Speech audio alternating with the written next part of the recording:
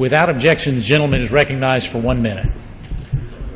Mr. Speaker, I've been wondering exactly why on Tuesday morning did the Senate and the President let the government shut down, start barricading monuments from our World War II veterans, stop the treatment of children with cancer at the NIH, all because they rejected our offer to fund the government and end the special congressional exemption under Obamacare. Mr. Speaker, late yesterday afternoon, I got the answer.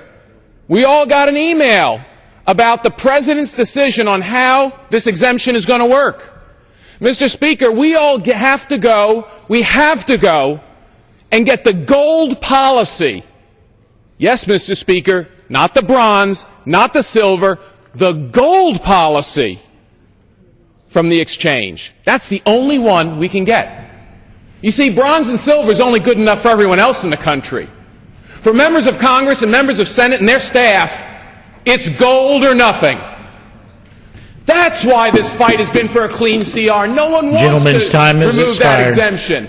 Mr. Speaker, remove the exemption for Congress and their staff. Gentleman's time has expired.